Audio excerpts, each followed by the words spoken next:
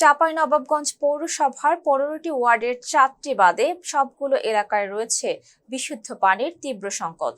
এসব এলাকার অধিকাংশ টিউবওয়েলে ৮ বছর ধরে পানি ওঠে না। আবার কোনো কোনো টিউবওয়েলের পানি উঠলেও রয়েছে লবণাক্ততা, আর্সেনিক ও আয়রন। তাই ঘন্টার পর ঘন্টা লাইনে দাঁড়িয়েও দূর দূরান্ত থেকে পানি সংগ্রহ করতে হচ্ছে।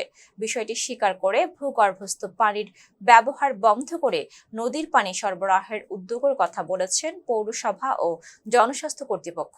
তো এই বিষয়ে আমাদের ভবিষ্যৎ করণীয় হিসেবে আমাদের এখানে একটা প্রজেক্ট নেওয়া হয়েছে অলরেডি, যে প্রজেক্টটা আমাদের এখন এখানে আছে। এই প্রজেক্টটা পাস হলে সেখানে আমাদের নদীর পানি তুলে বিশোধন করে পাইপলাইনে সরবরাহ করা হবে। আচ্ছা, গরম পানির ক্ষেত্রে এটা তো আসলে থার্মোমিটার দিয়ে মাপা হয়, এটা মানে সময় সময় কম বেশি হতে পারে।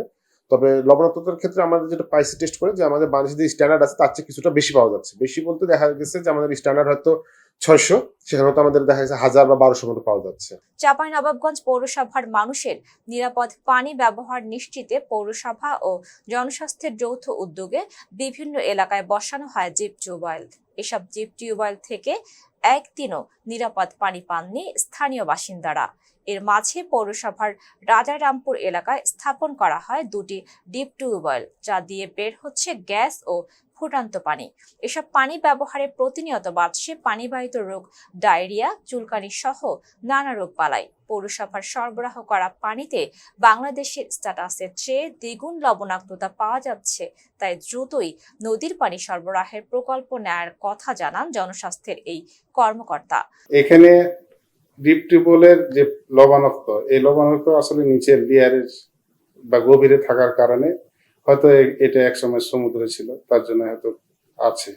তো এটার প্রেক্ষিতে আমরা জনস্বাস্থ্য প্রকৌশল অধিদপ্তরে, আমরা ঢাকা এবং স্থানীয় জনস্বাস্থ্য প্রকৌশল অধিদপ্তর এক্সএনকে বলা হয়েছে যে এটা কোনো রিমুভ করা যায় কিনা। ওনারা যেটা বলেছে যে এটাকে রিমুভ করতে হলে অনেক ব্যয়বহুল একটা খরচ, এই ব্যয়বহুল খরচ করে এটা করা খুব মুশকিল। তারপরে ওনারা হেড অফিসে যোগাযোগ রাখছেন, যদি এটা রিমুভ করে পানি সরবরাহ করা যায় তাহলে হয়তো চাহিদা অনেকটা পূরণ হবে। বর্তমান সরকার কাছে আহ্বান করবো যে আরো যেন ভালো জায়গায় বসিয়ে যেন আমরা ৮ নম্বর ওয়ার্ডবাসীকে ভালো পানি দেওয়ার জন্য বিশেষভাবে অনুরোধ করছি। পানি খুব গরম, খেতে পারা যায় না তো পানি। বালতিতে রাইখে ঠান্ডা হয় তখন গোসল করে মানুষ। আর যে পানি আমার ব্যবহার পানি অত্যন্ত লাল, আর্সেনিক আর আয়রন খুব বেশি আছে, পরিমাণ বেশি। সেই জন্য পানি আমরা ব্যবহার করতে পারছি না। পানি গরম পানি পড়ছে, গরম পানিতে আমাদের হাত পা জ্বলে গেছে।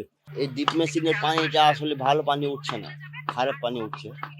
পানি আপনার নুনছা লাগে, খেতে পারি না, ব্যবহার করতে সমস্যা হয়, আয়রন টায়রনও কিছু হয়। পানিটা আসলে গরম পানি, লবণাক্ত পানি, পানিটা ভালো না, আমরা কেউ খেতে পারি না, কাপড় ঠিক মতন দিতে পারি না। আমাদের গোসল করলে গোসলে চুলকানি আরাম হয়ে যায় আর কি। এই ডিপ টিউবওয়েলের পানি খুবই গরম, খাওয়ার উপযুক্ত না। পানিতে ম্যাচ মারলে আগুন ধরে যায়। পানিতে জেনে এই ডিপ টিউবওয়েল চেঞ্জ করে অন্য জায়গাতে ভালো পানির ব্যবস্থা করে যায় ৮ নম্বর ওয়ার্ডে। পানিতে গ্যাস উঠছে যখন এই পাইপের সাথে, ম্যাচ মারাতে আপনার এই আগুন ধরে আসলো। নিরাপদ পানি সরবরাহ প্রকল্পগুলো ব্যয়বহুল হওয়ায় নিজেদের অসহায়ত্বের কথা জানিয়ে জনস্বাস্থ্যের দিকে তাকিয়ে আছেন পৌরসভা। স্বাস্থ্য ঝুঁকি এড়াতে দ্রুতই নিরাপদ পানি সরবরাহ নিশ্চিতে উদ্যোগ নেবে, এমনটাই প্রত্যাশা পৌরবাসীর। Face the people, Sayma Rupa.